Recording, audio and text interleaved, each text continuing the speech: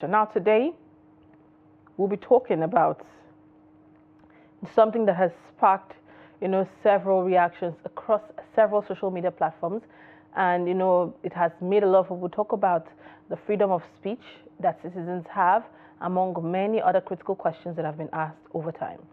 Now, the question is, as we navigate the complexity of governance and democracy, should public servants be allowed to criticize the government? Should public servants be allowed to criticize the government? This debate has sparked intense discussion, with proponents arguing that freedom of expression is a fundamental right, while opponents claim that civil servants have a duty to maintain loyalty and neutrality. That neutrality, I'll put that in quote, because neutrality, is it being neutral while commenting and calling a spade, or being neutral and loyal and closing your eyes to what is going on in the country just because you're loyal to, the government? Now, the civil service rules, as outlined in the Nigerian Constitution, emphasize the importance of impartiality and discretion among public servants. Section 130 of the Public Service Rules state that an officer shall not make any public statement or take part in any public controversy which may be prejudicial to the interest of the federal government. However, the same Constitution guarantees freedom of expression under Section 39, stating that every person shall be entitled to freedom of expression, including freedom to hold opinions and to receive and impart ideas and information without interference. Now, this paradox raises important questions. Do public servants, as a public servant, do you think they have sacrificed their right to free speech when they take office? Or can they, as citizens, exercise their constitutional right to criticize the government? Should the government prioritize loyalty and discretion over transparency and accountability? Because you see, when it comes to the clause of transparency and accountability, you also find that that clause of, I cannot comment because I'm a public servant, plays a huge role in it, especially when you need information that requires them to be held accountable or be transparent. Now, that is where the loyalty clause comes to play. Do civil service rules infringe upon the fundamental right of freedom of speech? Or is loyalty and discretion essential to maintaining effective governance? Now, all of these are the angles we're going to be exploring. The phone lines are open. The questions are displayed on your screens. So do well to call in, share your thoughts, share your opinions, send us messages on WhatsApp. And while you're at that, please kindly turn down the volume of your TV set, talk to us through your phone, and keep your responses civil. We're Nigerians. This is our government. In as much as you have the freedom to express your opinions and freedom of speech, being civil about it is also included. You'll be shocked that there's somewhere in that constitution that will hold you accountable for a certain word that is being used when it shouldn't have been used. But in the meantime, let's take our first caller this morning. Good morning. Tell us your name and where you're calling from. Do we have we lost the caller. Do well to call us back and we'll be here to chat with you. So the question is, do they have a right to, exercise their constitutional rights and criticize the government? Or a civil servant, has that fundamental right been taken from them? Let's take the next call. Good morning. Tell us your name and where you're calling from. Hello, good morning. Can you hear me?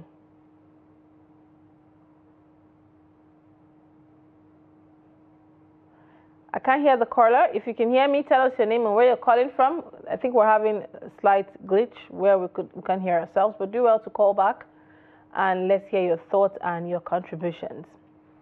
Now, when such topics come up, I normally like taking the liberty of looking at what it is like in other climes.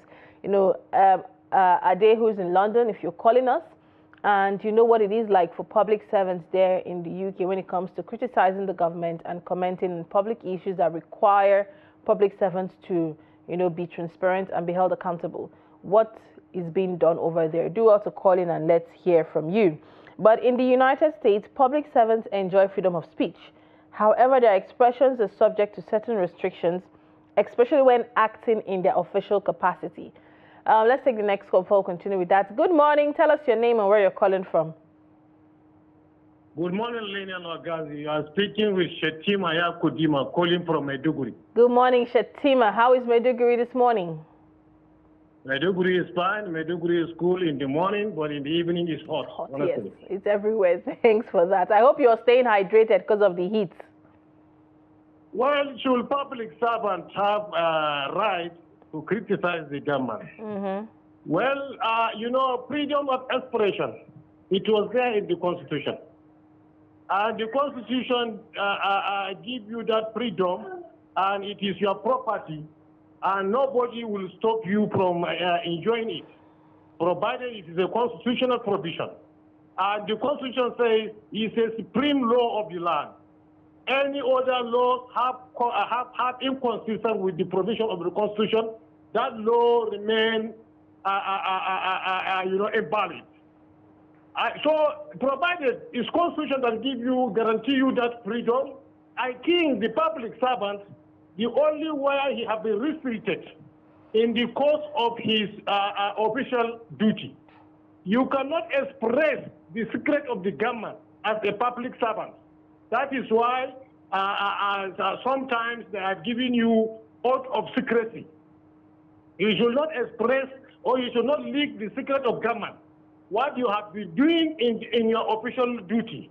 But critics, you know, people, they diverted from the truth. They don't want to be saying their shortcomings and their lapses. And so if you pointed out the lapses of the government, they will think that you are exposing them, you are criticizing them. But in reality, criticism is very, very important. It's very, very fundamental. To me, that is what I see. It's very, very important. It's very, very fundamental. Because if you have been criticized, you have been saying facts about your lapses and your shortcomings for you to make a correction, for you to make a U-turn on what you are doing that you know is not beneficiary to the teeming masses or to the or to the country, so that you make a U-turn and correct it. It is very, very important to criticize when something is going wrong. That criticism does not mean that you are challenging the government, but you are telling them to correct their ill movement, their bad movement. Let them make a good step. But you see, in a situation whereby, if let's say you are a supreme officer, if your subordinate become man-prided. Man-prided is somebody that if you tell him do this, do that, he will be saying yes sir, yes sir, yes sir. Fear of that man. You should not be trusted. But if you have a subordinate staff who, if you give him a wrong directive, he will stand and say, no, sir, this is not the way. This is why the law says, this is why the thing, I think if we do this, it will not be beneficial to the people, and if you do that, it will be good for the people. And that kind of subordinate staff, you have to behold him. But nowadays, people are feeling big. If you tell them the truth, if you show them their shortcomings, they say, you are looking down on me. Who are you? You are under me. You see, that's where the problem lies. But whoever goes wrong, if you correct him, you are a good partner. You are a good partner. But somebody, you are being wrong, you are doing bad things, and he will be hailing at you. Oh God, you do well, you do it. You know, this is it will not help you. It will not help you. Well, critics is very, very important to me. It's very, very important because they have been showing you your shortcomings and your lapses for you to correct it. That's my take. Thank you so much. Thank you so much, Shetima, for your thoughts there. You know, I'm glad you opened up, our discussion with this angle you decided to do this morning. And it was, thank you so much, Shetima, for joining us. He has said criticism is a part of public service that should be allowed to thrive, because it's only when people have the opportunity to criticize constructively, what the government is doing, even those in the government and in the sector, that way corrections could be made. And the point he made about even in private offices, not public service, even in private services, where your supervisor is doing something wrong, it almost seems like you're gagged and you don't have the right to criticize or tell him, oh, this thing you're doing is not right. Can I air my humble opinion and tell you that the way you're going about this is not, you're not going about it the right way. There's still that level of, gag or hold back. Is it our culture as Nigerians, or there's a lot more to it? But let's take the next call we have. Good morning. Tell us your name and where you're calling from. Good morning, sister. My name is Rabi Salis from Katana State. Good morning, Rabi Salisu. Thank you so much for joining us. Go ahead with your thoughts. Okay. So it is good as a citizen we express our opinions regarding to government policy. Because let me inform you something. Sometimes government can come with policy that is injurious to the masses or subordinates. So in such a situation, as a citizen, you have to talk, because we are the ones that to suffer. So, but the government is thinking the policy can make people life better. One example I wanted to give you is that during the former president, that is Muhammadu Buhari, who comes from Katana State. So we imposed the closure of border due to some certain reason known by the federal government. So the communities that are very adjacent to the border, not only community, everybody suffer because of the closure of the border. Some have said because of the weapons are coming there. So, but nothing has changed. So in such a situation, people are seriously affected by this closure of the border. Not only those who are living adjacent or very close to the border. The skyrocketing food items, everything, transportation, so nothing is going on. Everything is standstill. So in such a situation, as a citizen, you have to express your opinion about that situation. So it is good when the government has chooses policy. According to the government, this policy, it will make the citizen's life better. And when you find out it is injurious, people are affected seriously. You have to talk. So I don't think there is any problem when you display your dismay or you disclose your opinion regarding this. All right. Thank you very much, Rabi, there for your thoughts. He has said that it's okay as citizens, although we're focused on public servants. We're asking a question of public servants. But thank you so much for your thoughts. Now, let me before we take the next call, let's give a quick backstory to what sparked these reactions. A core member named Ugumaye Ushe, or she calls us Ushe Ugumaye, also known as Raye, came out a few days ago on social media and lamented about how expensive things are in the country.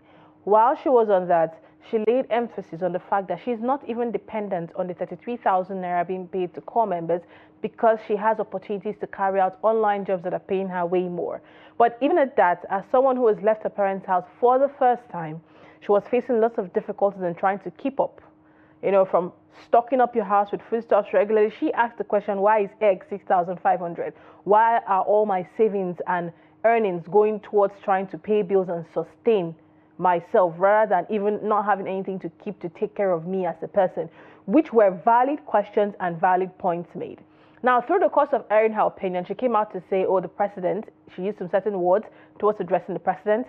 Now, that brought lots of reaction, particularly owing to the fact that, the NYC body reached out and, threatened her. According to her, they threatened her to take down the video. She went ahead to record the conversation with her LGI, who told her to take down the video or less. And she was like, oh, less what? Are you threatening me, ma'am? And she also put that video back online. Now, that had lots of reactions on it. And people were asking, they said she doesn't have the right to. I know that as a core member, you're not allowed to grant interviews or speak, public address system without getting proper permission from your LGI or from your state coordinator. Now, they're saying that she's not even allowed to make such comments on social media as much as ranting about the happenings in the country. And due to that, she created a 30-day rant challenge on social media, giving everybody the opportunity to rant. Now, that sparked lots of reaction on the role of public servants.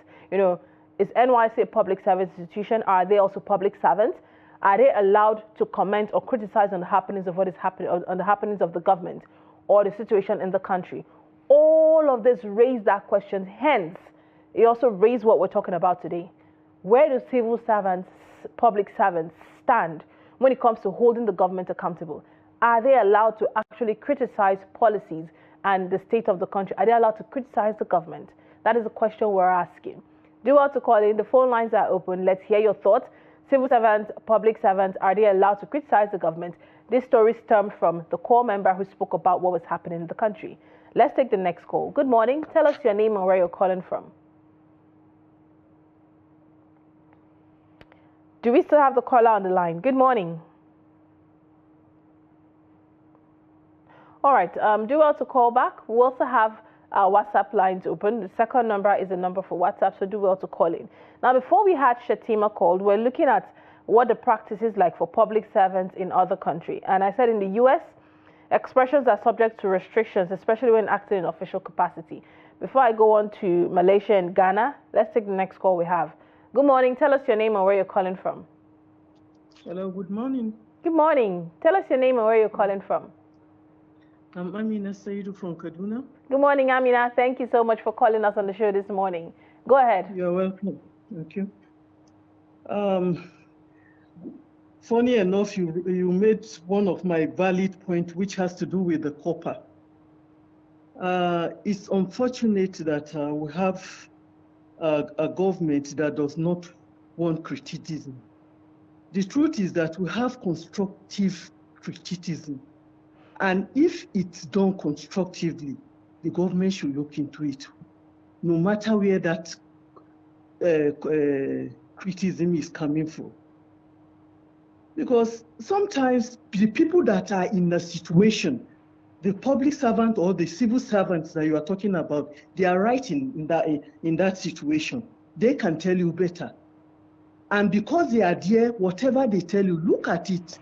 When you look at it and you think, yes, this thing they are talking about is right, why don't you give them a listening ear and see if there's need for correction or there's need to adjust somewhere?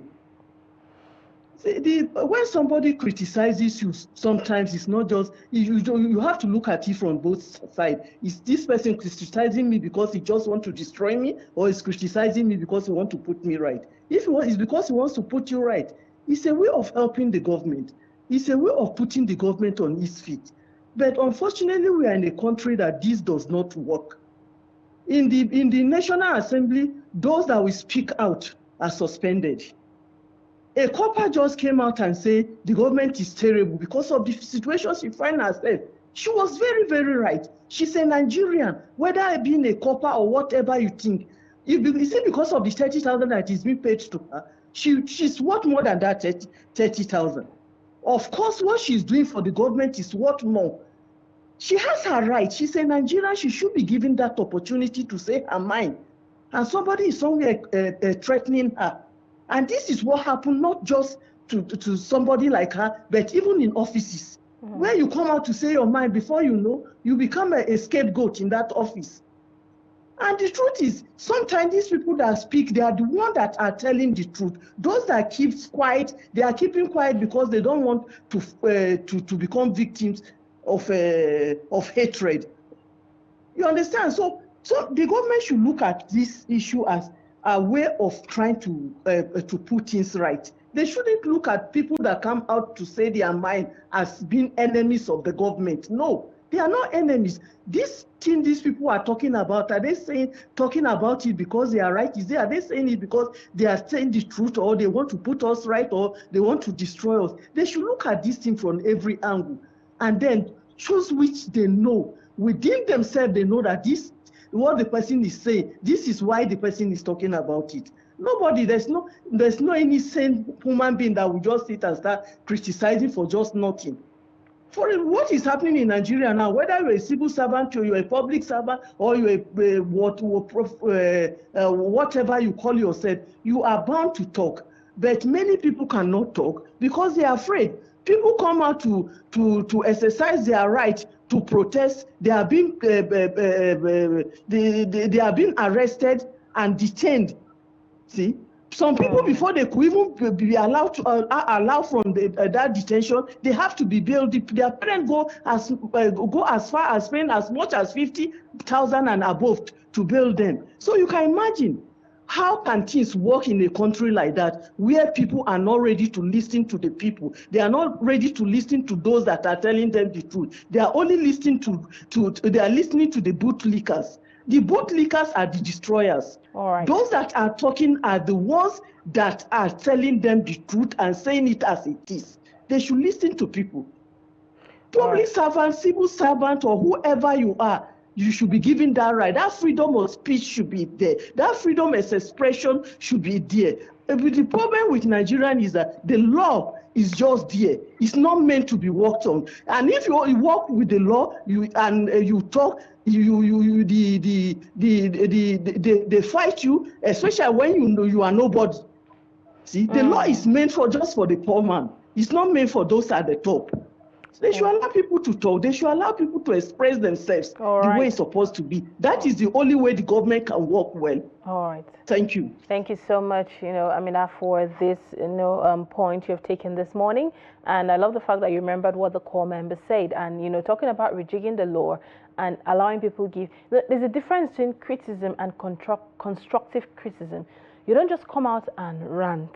There's a difference between ranting and giving constructive criticism. You're talking about the facts of what is happening in the country, not just ranting. You're giving facts onto things that are happening from an informed. I always say this: when you speak from an informed point of view, when you're being held accountable, you can defend yourself because you know where you were coming from. Let's take this call. Good morning. Tell us your name and where you're calling from. Okay. Good morning. Good morning. Yeah, my name is Daybreak. I'm calling from Nsukka in Enugu State. Good morning, our caller from Nsukka. I didn't get your name. Did you say goodness? Chijioke. Chijioke. All right. Thank you for joining us. How is Nsukka? Well, Nsukka is still very hot. The rains have refused to come. All right. Sorry about that. Go ahead with your thoughts. Okay. I think first and foremost, the public servants are citizens of Nigeria, and they should enjoy that constitutional right to freedom of speech. So I don't really understand why any right-thinking government should be scared of public servants criticizing government policies. These policies also affect these public servants as citizens of the country. So they should be given that freedom. That everybody, the hardship in the country is biting everybody. So the hardship is not selective. Wrong government policies are not selective. They affect everybody across board. So when people criticize, they criticize because they are part of the system and they feel the pains. Okay, and I think like a caller before me rightly said, there are constructive criticisms. Our problem is that we don't like people criticizing government. We like praise singers, which doesn't go well for good governance. Because if you only care about the praise singers, then you are not getting it right. Because if you're getting it right, if you want to know where to improve, areas where you are not doing well, you should give room for criticisms. And it is those that wear the shoes that knows where it pinches. True. So these public servants are also part of the people that implement some of these government policies, and they also should be allowed to criticize. It's as simple as that. Any other thing outside that, then we are taking us back to draconian military regime where people, are not allowed to express themselves and they stifle their opinions. Thank you very much. Thank you very much, Chijioke, for that. He has said that public servants are also Nigerians, and therefore they should be allowed to criticize the government, give constructive criticism when necessary. Now, we have a couple of WhatsApp messages and they'll be displayed shortly. We're going to take them shortly. So if you have sent your WhatsApp message, we're definitely going to take them shortly. But still in a line of our conversation, we're talking about what is the standard practice in other countries. And I said in Malaysia, they criminalize speech that brings hatred or contempt against the government. So the law has been used to prosecute individuals, including public servants, for criticizing governmental actions. And in Ghana, there have been instances where public officials block critics on social media platforms, raising concerns about freedom of speech and the accountability of public figures.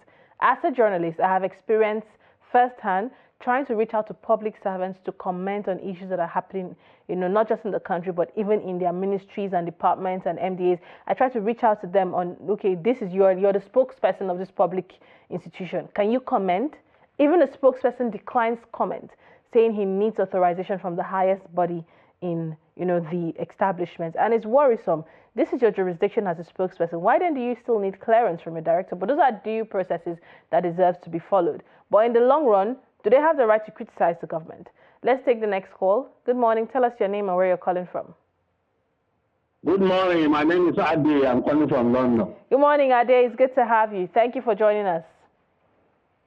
I've been trying this your number for 3 days. I don't know why it's difficult. They should make sure it's easy. Please. That they increased the tariff. They did not repair the network, but that's fine. Only Shetima get through all the time. I don't know how it gets through. I will ask him when I come to Nigeria. All right. Go ahead with your thoughts. My view on this issue is totally different. Number one, you said it all. When Davido criticized the government, he was punished. So when you know the law of NYC that don't talk. When you finish your service, you can criticize the government. Then, thirdly, that lady said the president is terrible. No matter the democracy we practice in Africa, we have culture. You don't say your elder is terrible. You can say the government is terrible. That can be taken. But when you say the president is terrible, he's the father of someone. It's very rude. Then, another point is this. The girl that is complaining, somebody said online that the nail she's wearing is a lot of money. The Brazilian hair she's wearing, it doesn't come cheap. All the makeup doesn't come cheap. Does that look like somebody suffering? If you want to criticize somebody, let's see a graduate who is looking for a job. He has a master. He's now driving Okada. People like that can criticize the government. They look at your look alone. Even ordinary civil servants on level 8, they can't cope with that. You are criticizing the government that you are suffering. Which suffering is that? Who is she lying to? For me, they should sanction that girl because that's not the best way to criticize your government. That when you say democracy, you can't just say anything you like. In United Kingdom, that we are copy of America, even let me talk about United Kingdom that I know much about. In the parliament, if a party say they want to sponsor this bill, and they will say that any member that voted against it from that party, they will withdraw his weight. He become ordinary member. That's a democracy. Here. So you have to throw the law of what the rules and regulation of whatever they tell you. NYC don't talk. Simple. But why are you insulting a president that is terrible? That means you lack manners. So me, I don't support it at all. That's not freedom of speech. You have to have common sense with us, freedom of speech.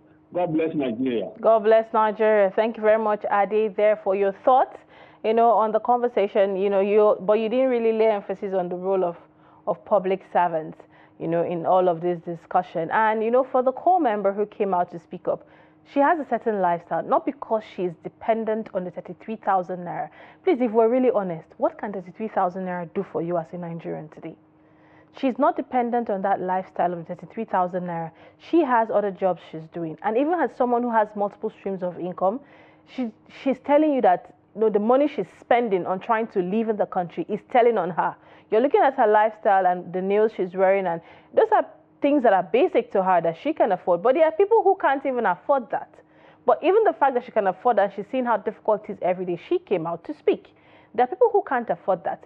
Through all of that, someone came out to say, can they make all public officials earn 33,000 naira as well, together with the core members, since we're all public servants, including government officials, and let's see how that will be. Well, before we wrap up, I'm going to take 2 WhatsApp messages, from the tons of WhatsApp messages we have. We'll just take a couple, and then we'll move on to the next segment. This is from Muhammad Usmat from Jalingo. He said, it is truly disheartening to see how freedom of expression in Nigeria is stifled under our current government. While we claim to practice democracy, the reality is that many voices advocating for positive change are silenced. It's shameful that in a democratic society, pointing out our leaders' mistakes is often viewed as an act of hostility rather than a step towards progress. Our leaders should be open to constructive criticism and accountability instead of treating it as a threat. Unless we truly embrace freedom of expression, our democracy will remain incomplete and ineffective. All right, we also have from Olusona Olalekan from Ilorin, Kwara State. He said, constructive criticism is invaluable for governments that are willing to listen. However, criticism should be aimed at promoting positive change and correction, not at dismantling the government. Unfortunately, many individuals struggle to provide constructive criticism. Instead, they often resort to abusive language and inflammatory statements that can incite conflict and even violence. So it's essential to learn how to criticize effectively with the goal of fostering improvement and growth. That is the point where it's always been missed. Let's take, this next message from Mr. Shoyimbo Tolani from Ogun State. He said, "Good morning, Lilian. Concerning the topic, it's a capital no. A civil servant is not allowed to criticize their employer. If you're not satisfied or having an issue you dislike, the best thing for you to do is to resign. And as a social critic, do you accept the military, police, or paramilitary to speak out against the government? Can you, Lilian, criticize Trust Television?" That is a very, very huge holding me accountable. The lady you are talking about is ignorant. She doesn't have the right to criticize the government. In as much as she's a core member, she's wrong. She's not the only core member. We can see Shower using her to score political points. All right. The point being made, as citizens, you are free to criticize. You should know your limits.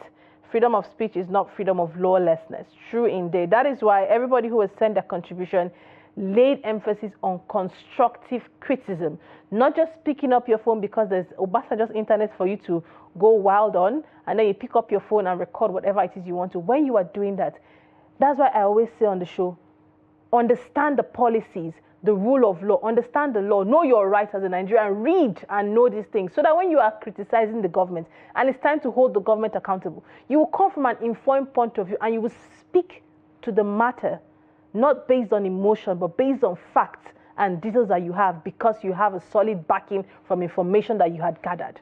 That is very important. Nigerians should learn to read, even down to the contracts you sign. Learn to read and understand things that are happening in the country. So when you're talking, when you're criticizing, when you're holding accountable, it comes from an informed point of view. That way nobody will say, oh, what she said was not facts. They will concur and say, okay, what she said was facts. She shouldn't have said that this time. They won't even have any reason to hold you accountable at that point in time, because you have stated the fact from an informed point of view. Well, we've come to the end of this segment. I really wish we could continue,